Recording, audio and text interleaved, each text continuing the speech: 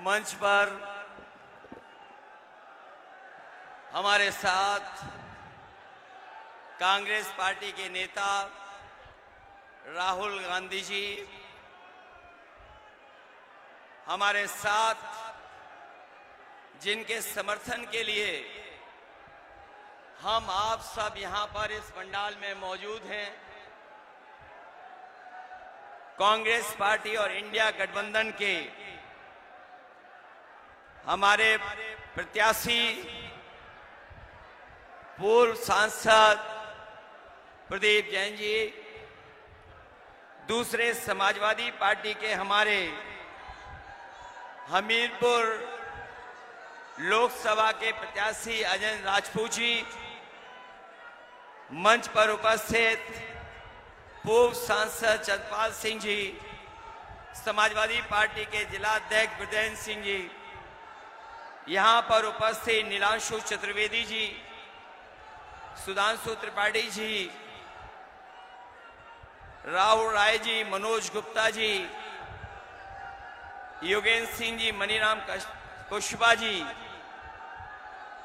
तनवीर आलम साहब, अरशद खान साहब, गयाउद्दीन कुशवाहा जी, ब्रजेंद्र व्यास जी, सीताराम कुशवाहा जी, नितिन सिंह राठौर विधायक, अर्चना गुप्ता जी, ज्योति राजपूत जी से लेकर के बहुत सारे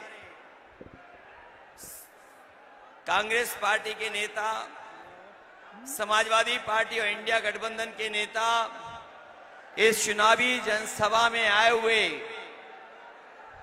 सभी हमारे आदरणीय बुजुर्ग, किसान भाई, माताएं, बहनें, बड़ी संख्या में नौजवान साथी, पत्रकार बंधुओं, संबोधित करते मैं सबसे पहले जो हमारे इस मैदान में खड़े हैं, पंडाल में तो हमें लोग दिखाई दे रहे हैं, लेकिन मैं देख रहा हूं पंडाल के बाहर भी बड़ी संख्या में हमें लोग दिखाई दे रहे हैं। और ये झांसी लोकसभा, ये जो जन समर्थन, ये पंडाल के अंदर जन समर्थन, पंडाल के बाहर का जन समर्थन, वो जो बाउंड्री पर बैठे हुए लोग हैं जो दिखाई भी नहीं दे रहे हैं, दूर तक लोग दिखाई दे रहे हैं, ये समर्थन बता रहा है, आपका ये सहयोग बता रहा है कि इस बार कांग्रेस पार्टी के प्रत्याशी प्रदीप जैन जी ऐतिहासिक वोटों से जीत करके जा रहे हैं। न केवल जीत करके जा रहे हैं, समाजवादियों का भी पूरा सहयोग और समर्थन है, ये रिकॉर्ड मतों से जिताने के जा रहे हैं। 4 चरणों का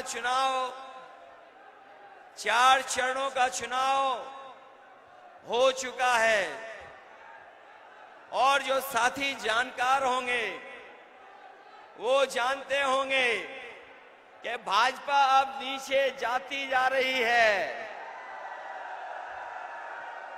और भाजपा का ग्राफ गिरता जा रहा है। ये 4 चरणों की जीत और इस बार झांसी के लोग भारतीय जनता पार्टी की विदाई की झांकी की तैयारी कर रहे हैं। जो लोग किसानों की आय दोगुनी की बात कर रहे थे, हमारे झांसी के किसान नौजवान जानते होंगे, इनके 10 साल की सरकार में किसानों की लूट हुई और किसानों के खेतों का पैसा भारतीय जनता पार्टी की जेबों में पहुंच गया। जो विकास, जो खुशहाली हमारे किसान की होनी चाहिए थी, इस भारतीय जनता पार्टी की सरकार में हमारा किसान संकट में चला गया। जिन्होंने कहा कि आय दोगुनी होगी, हमारे किसान भाइयों बताओ, किसी की आय दोगुनी हो गई हो तो बताइए, और ना आय दोगुनी हुई, महंगाई बढ़ा करके लागत बढ़ गई, डीजल महंगा हो गया, सिंचाई का इंतजाम नहीं किया, पानी का इंतजाम नहीं हुआ, बिजली महंगी हो गई, और फसल के खरीदने के लिए कोई इंतजाम नहीं किया, हमारे किसानों की लूट हो गई। और जब किसान ने अपनी खाद खरीदी, ये किसान जानता होगा, जब खाद की बोरी लेकर के आया तो खाद की बोरी से भी चोरी हो गई, और बोरी से जो चोरी हुई, पहले 5 किलो चोरी की, फिर 5 किलो चोरी कर ली, और जब डीएपी किसान हमारा खरीदने गया तो किसान को डीएपी के साथ साथ नैनो यूरिया भी खरीदनी पड़ गई। जिस तरह से उद्योगपति भारत छोड़ के चले गए, उसी तरीके से नैनो यूरिया बनाने वाले भी भारत छोड़ के चले गए। बताओ किसान भाइयों, आपके लिए जो सरकार को सुविधा देनी चाहिए थी, सुविधा तो दी नहीं, लेकिन काले कानून लेकर के आई थी सरकार। काले कानून जो आए, उससे हमारे किसानों की जमीन छिन जाती, उनकी पैदावार को छीन लेते। ये हमारे किसानों ने आंदोलन किया, किसान खड़ा रहा, आंदोलन करता रहा, और दिल्ली से तब हटा जब सरकार ने काले कानून वापस ले लिए। इस कांग्रेस की सरकार ने जो सुविधाएं भी दी थी बुंदेलखंड को, उन बुंदेलखंड की सुविधाओं को भी इन्होंने रोक दिया। जो बीजेपी की सरकार आई, इनके 10 साल में 1 लाख किसानों ने आत्महत्या की, और उत्तर प्रदेश में अगर किसानों ने सबसे ज्यादा आत्महत्या की है तो हमारे बुंदेलखंड के किसानों ने आत्महत्या की है। ये बुंदेलखंड के लोग भारतीय जनता पार्टी का अहंकार का खंड खंड कर देंगे इस बार। ये वीरों की धरती है, बुंदेलखंड हमारे वीरों की धरती है। ये पहचानती है उनका दुश्मन कौन है। ये वीरों की धरती इस बार जो हमारे किसानों और नौजवानों के दुश्मन हैं, उनको सबक सिखाने का काम करेंगे। जहां इन्होंने किसानों को धोखा दिया, वहीं हमारे नौजवान को इन्होंने नौकरियों से दूर कर दिया। जब भी उत्तर प्रदेश में कोई परीक्षा हुई, इनका पेपर रद्द हो गया। नौजवान जानते होंगे, जितनी भी परीक्षाएं हुई, सबके पेपर रद्द हो गए, और पेपर एक परीक्षा का लीक नहीं हुआ था। जितनी परीक्षाएं हुई, सबके पेपर लीक हो गए। बताओ पेपर लीक हुए कि नहीं हुए? याद रखना नौजवानों, आपकी नौकरी तो छीनी है। इन बीजेपी वालों ने आपके 1/3 जीवन को बर्बाद कर दिया, और 1/3 जीवन बर्बाद तो किया ही किया। वहीं हमारा नौजवान जो फौज की भर्ती में चला जाता था, फौज में भर्ती होकर के न केवल देश की सीमाओं को सुरक्षित रखता था, अपने परिवार को आर्थिक और सामाजिक रूप से भी संबंध करता था। सम्मान के साथ साथ परिवारों का सम्मान भी बढ़ता था। जिस परिवार का फौज में नौजवान चला जाता था, लेकिन इस सरकार ने जो अग्निवीर व्यवस्था लागू करने का काम किया है, हम इंडिया गठबंधन के लोग अपने नौजवानों को भरोसा दिला के जा रहे हैं। 4 जून के बाद इंडिया गठबंधन की सरकार बनने जा रही है। न केवल नौकरी के रास्ते खुलेंगे, बल्कि अग्निवीर व्यवस्था हमेशा हमेशा के लिए खत्म हो जाएगी। जो महंगाई इन्होंने बढ़ाई है, बताओ महंगाई बढ़ा दी इन्होंने कि नहीं बढ़ा दी? डीजल पेट्रोल तो बढ़ा ही बढ़ा। जो हमारे साथी नौजवान जो मोटरसाइकिल खरीदते होंगे, आज से 5 साल पहले 10 साल पहले बताओ मोटरसाइकिल कितने में आती थी और आज मोटरसाइकिल कितने में आ रही है? डीजल महंगा कर दिया कि नहीं कर दिया? इन्होंने बोरी से चोरी कर दी कि नहीं कर दी? जो दवाइयां आप सस्ती लेते थे वो दवाई महंगी हो गई कि नहीं हो गई? जो पैरासीटामोल 500 मिलीग्राम में आपका बुखार उतार देती थी, लेकिन अब तो डोलो वाली गोली आ गई। 650 mg के बाद भी किसी का बुखार नहीं उतर रहा है। बताओ दवाई महंगी हो गई कि नहीं हो गई? जो सामान्य गरीब को पेट दर्द की दवा भी खरीदनी होती थी बाजार से, आज बताओ पेट दर्द की दवा महंगी हो गई कि नहीं हो गई? और वैक्सीन वाली बात तो आपने सुन ली होगी। कोई नहीं छूटा जिसको इन्होंने वैक्सीन न लगवा दी हो। और ये हमारे खाकी वर्दी पहनने वाले अधिकारी कर्मचारी जानते होंगे, इन्हें जबरदस्ती वैक्सीन लगवा दी।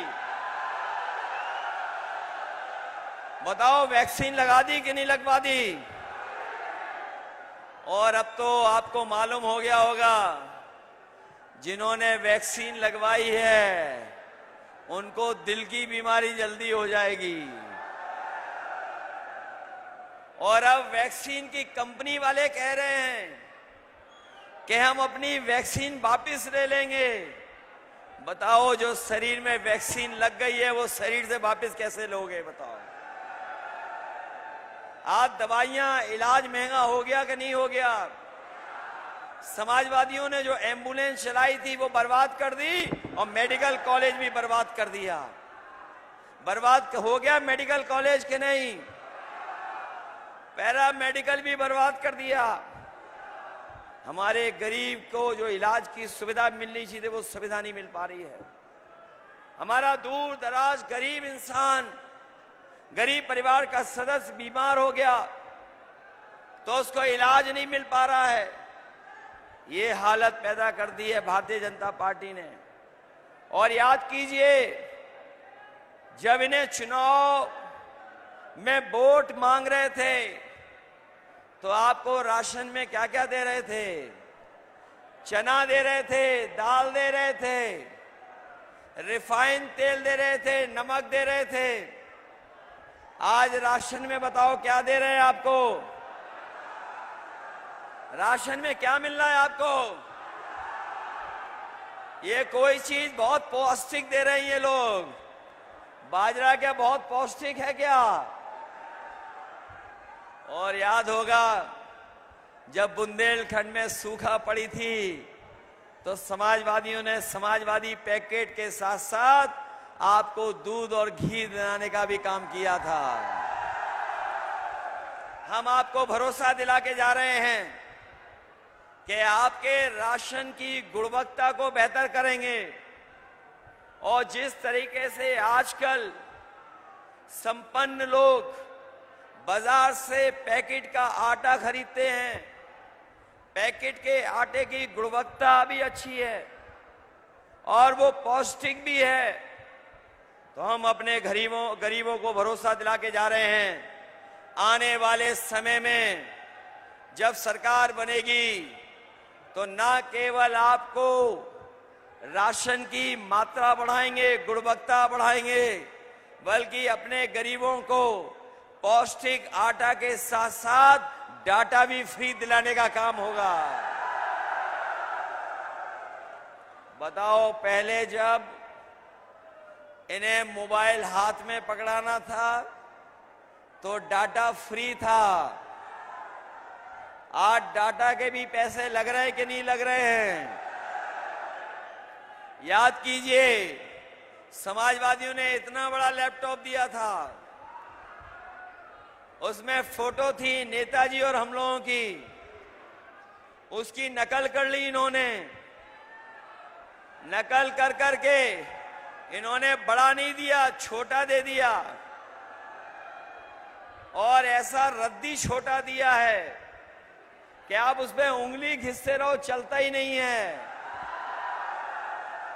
और जब कोरोना आया था, बीमारी आई थी, तो संपन्न लोगों के परिवार के बच्चे तो पढ़ लिख लिए थे, ऑनलाइन पढ़ाई, लेकिन हमारे गरीब के बच्चे नहीं पढ़ पाए। इसीलिए हम कह रहे हैं, गरीबों के स्वास्थ्य को बेहतर करने के लिए जहां अस्पताल में इलाज फ्री होगा, वहीं गुणवत्ता पौष्टिक आटा के साथ साथ राशन और डाटा फ्री दिलाने का काम हम लोग करेंगे आपको।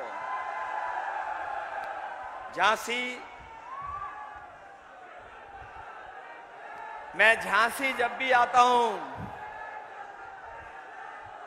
मैं झांसी जब आता हूं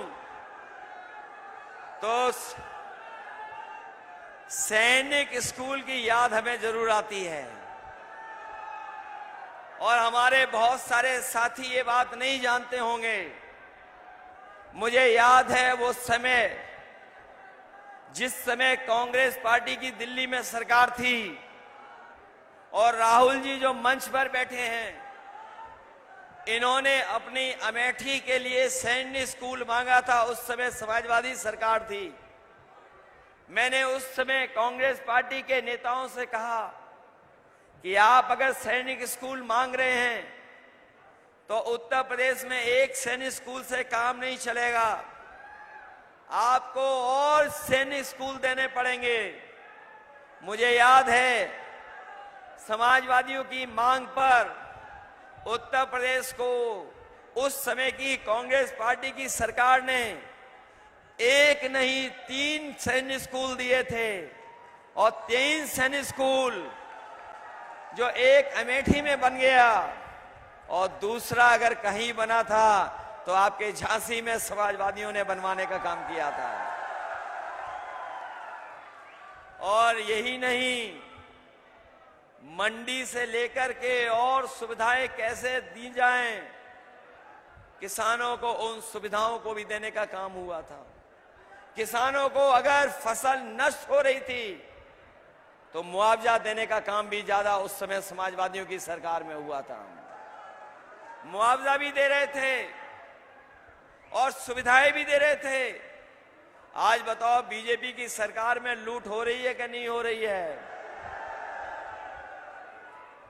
इनकी हर बात झूठी निकली कि नहीं निकली? इनका हर वादा झूठा निकला कि नहीं निकला?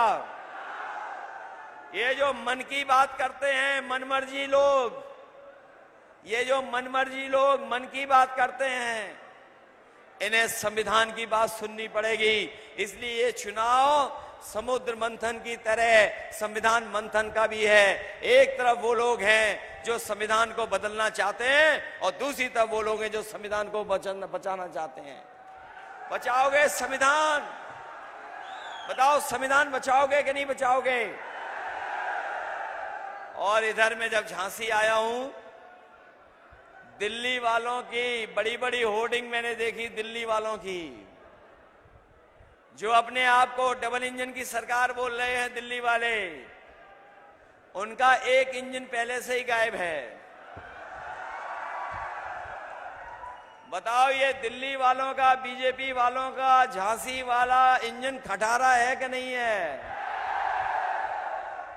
बताओ, इस खटारे इंजन को बदलोगे? प्रदीप जैन को जिताओगे? प्रदीप जैन जी का जहां सहयोग समर्थन सभी वर्गों से है, सभी वर्ग उनका समर्थन कर रहे हैं, वहीं समाजवादी पार्टी उनको रिकॉर्ड मतों से जिताने के लिए उनका साथ दे रही है। जहां प्रदीप जैन हमारे लड़ रहे हैं, दूसरे हमारे अजयेंद्र राजपूत जी हैं, ये हमीरपुर से लड़ रहे हैं, इनकी भी मदद करना।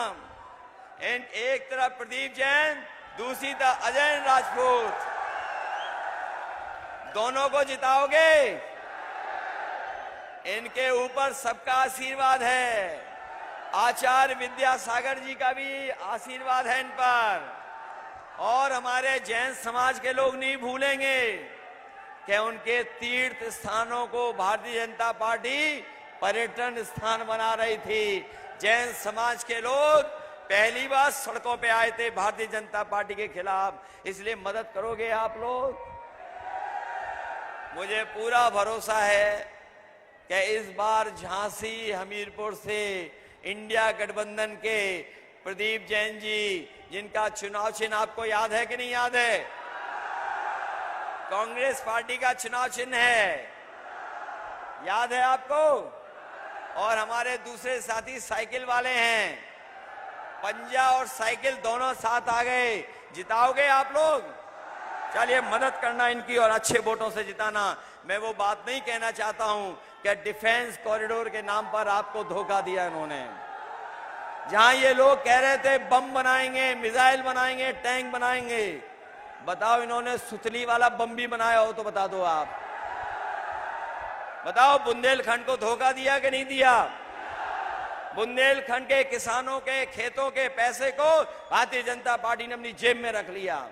इसलिए इनको सबक सिखाना, मदद करना, यही आपसे मैं निवेदन करने आया। बहुत बहुत बधाई आपको।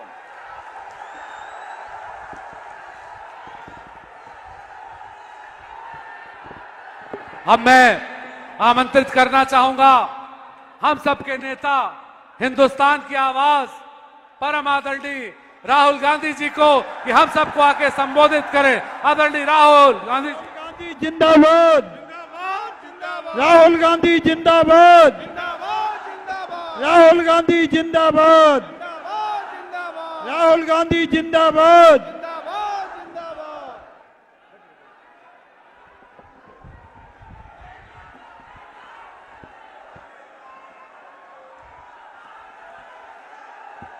अखिलेश यादव जी, नीलांशु चतुर्वेदी जी, चंद्रपाल यादव जी, ओम प्रकाश जी, योगेंद्र पसरीचा जी, स्टेज पे इंडिया गठबंधन के वरिष्ठ नेता, इंडिया गठबंधन के दोनों कैंडिडेट्स प्रदीप जैन जी और अजेंद्र राजपूत जी, जरा यहां आ जाइए एक मिनट।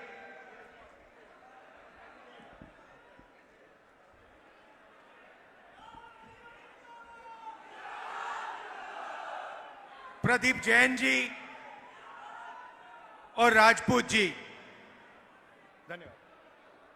बैठ सकते हैं।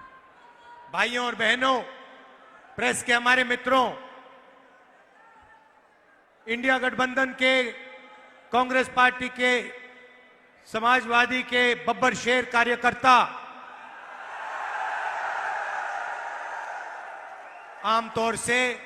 आमतौर से जंगल में बब्बर शेर अकेले मिलते हैं।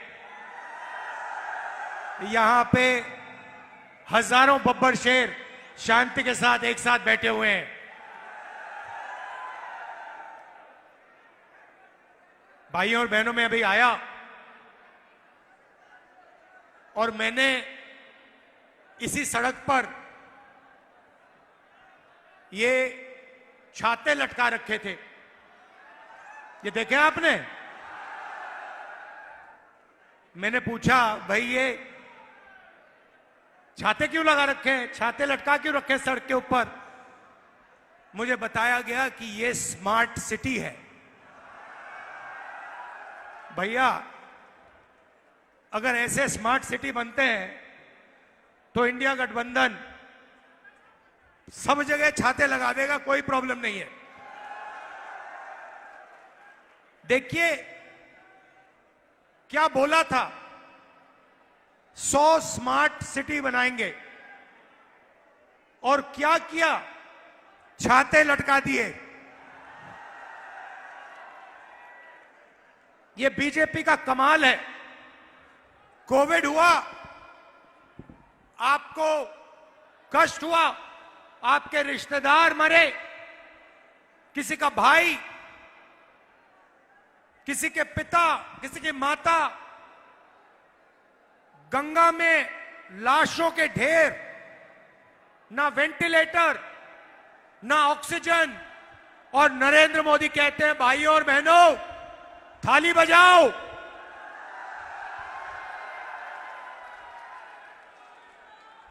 और मैंने इनको मीडिया के मित्र बोला, मगर ये हमारे नहीं है, ये अदानी के मित्र हैं, अंबानी के मित्र हैं।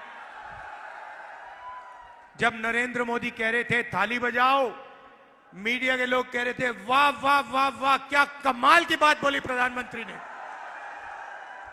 कोविड के बीच में नाच गाना हो रहा था, थाली बज रही थी, कोविड फैल रहा था, और हमारे मीडिया के लोग कह रहे थे देखो प्रधानमंत्री को, देखो क्या मजेदार बात बोली है, थाली बजाओ भाइयों और बहनों, थाली बजाओ। जब थाली ने काम नहीं किया तो फिर प्रधानमंत्री कहते हैं भाई और बहनों मोबाइल फोन की लाइट जलाओ। तो यही इनका काम है, मोबाइल फोन की लाइट जलाओ,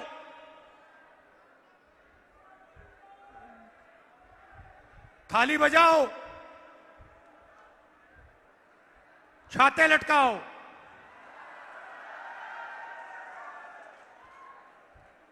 मगर भाइयों और बहनों,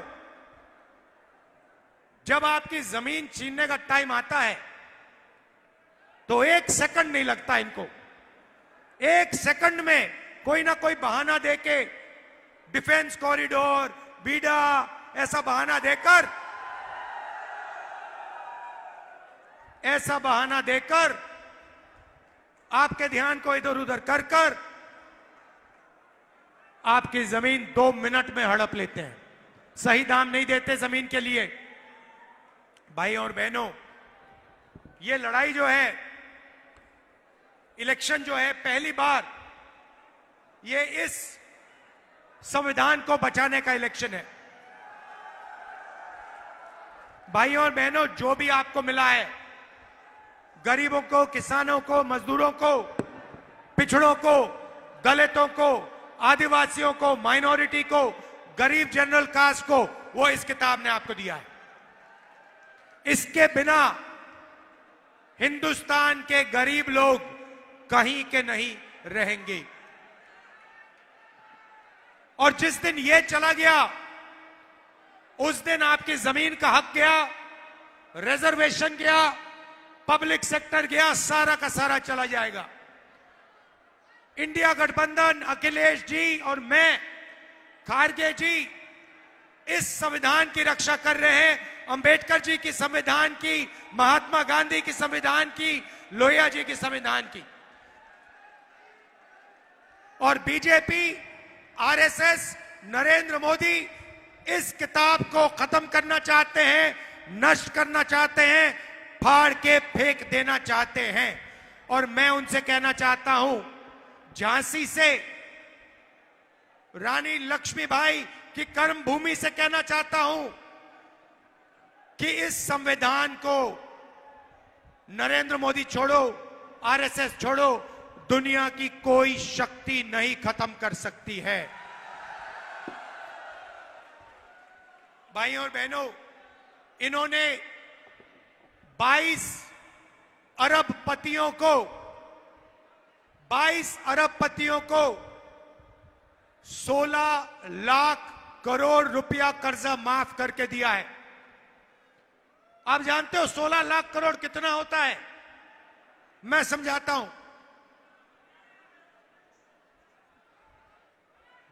24 बार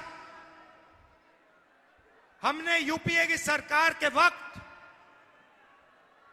70,000 करोड़ रुपए, 72,000 करोड़ रुपए किसानों का कर्जा माफ किया था।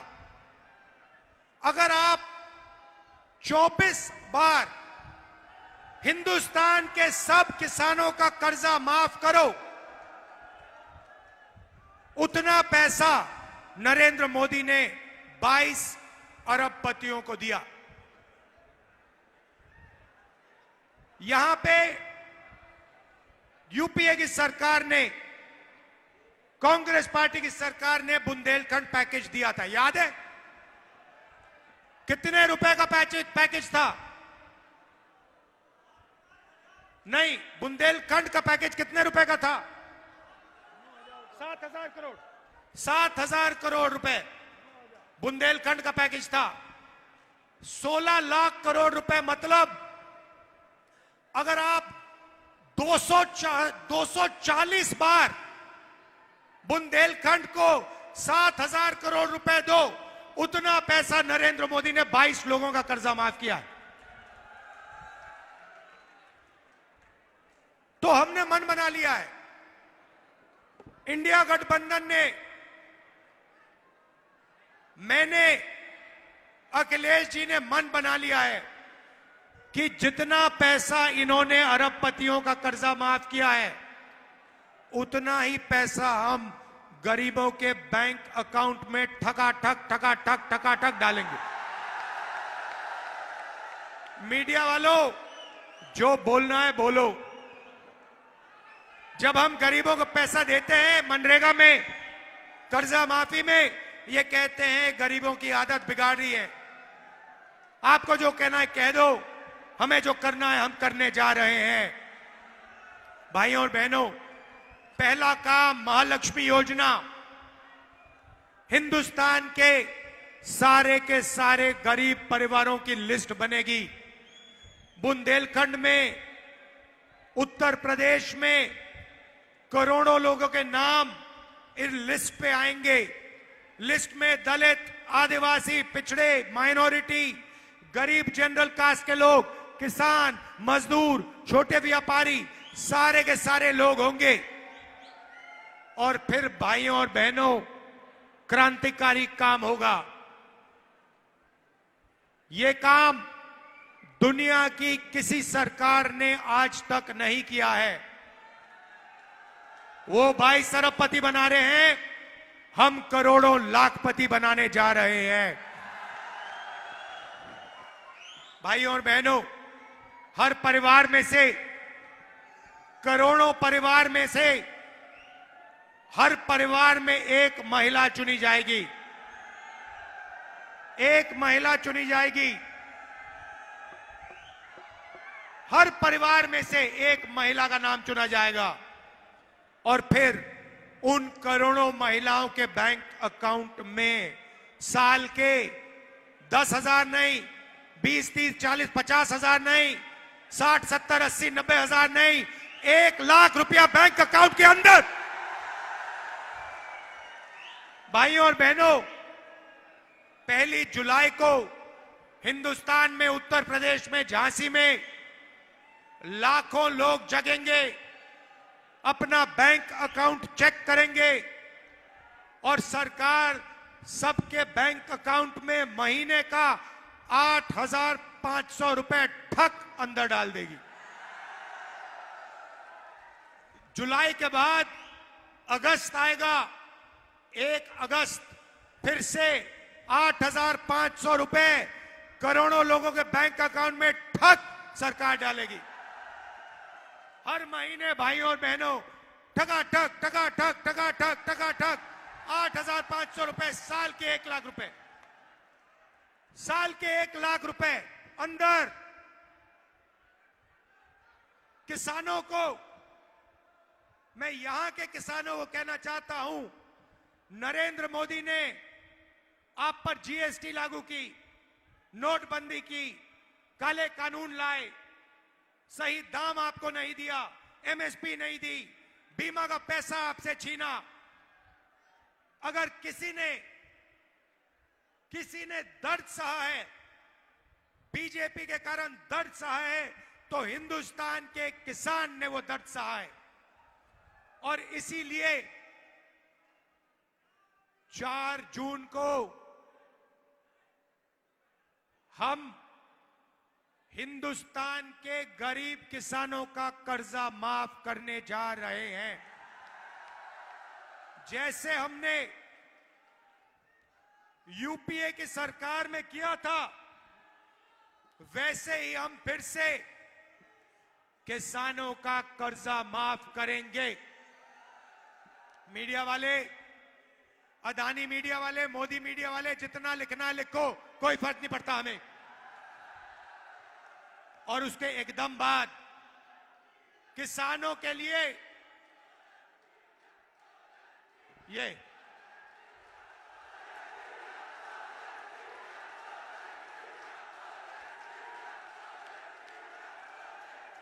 ये देखो, ये देश का हर गरीब व्यक्ति जानता है कि ये मीडिया हिंदुस्तान का नहीं है, ये अदानी का है,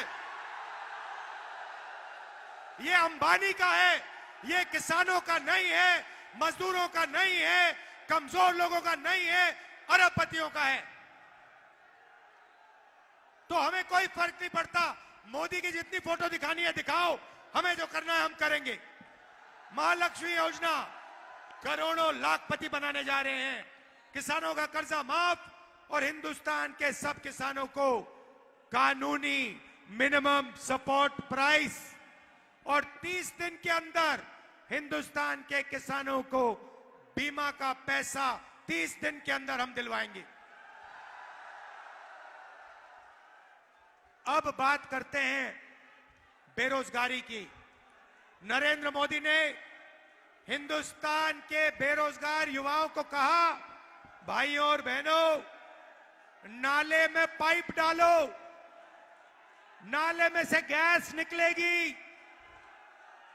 गैस से आग जलाओ और पकोड़े तलो। सही बात है, ये देश के युवाओं से कहा, पकोड़े तलो। भाइयों और बहनों, हम आपके लिए एक क्रांतिकारी कानून ला रहे हैं। अदानी का बेटा, अंबानी का बेटा जॉब मार्केट में जाने से पहले 1 साल की अप्रेंटिसशिप करता है, पिताजी की कंपनी में करता है। यह मौका हिंदुस्तान के बेरोजगार युवाओं को नहीं मिलता। हम हिंदुस्तान के सारे बेरोजगार युवाओं को, ग्रेजुएट्स को पहली नौकरी का अधिकार देने जा रहे हैं।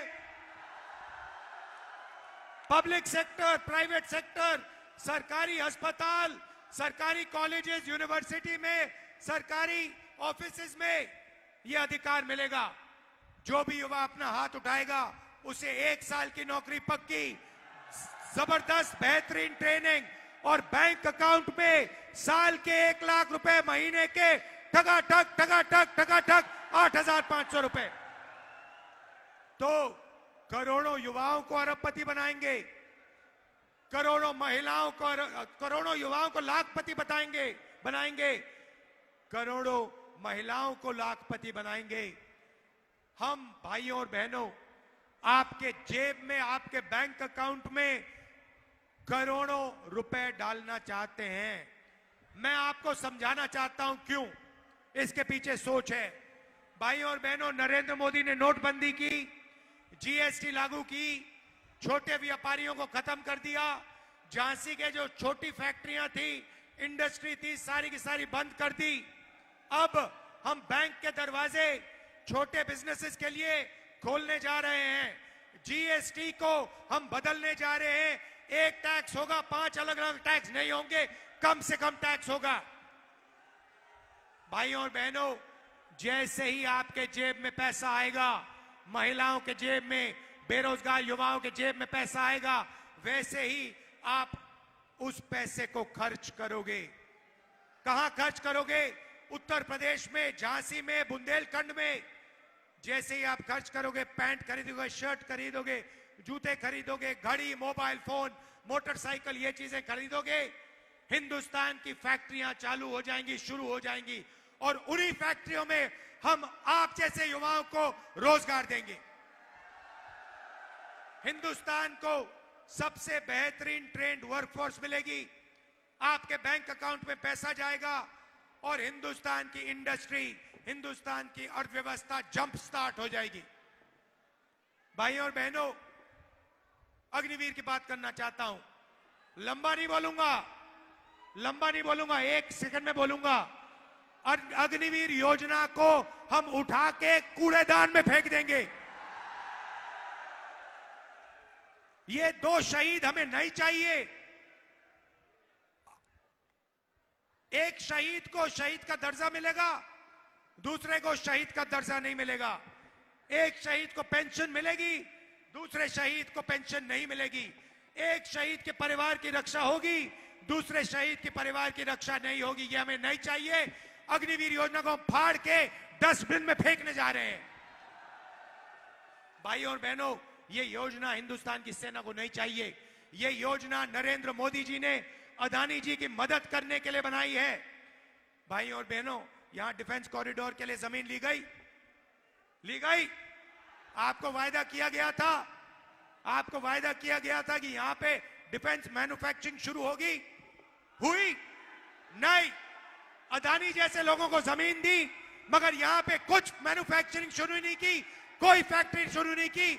आपका यहां पे नरेंद्र मोदी ने, अमित शाह ने बेवकूफ बनाया है। ये सच्चाई है भाई और बहनों।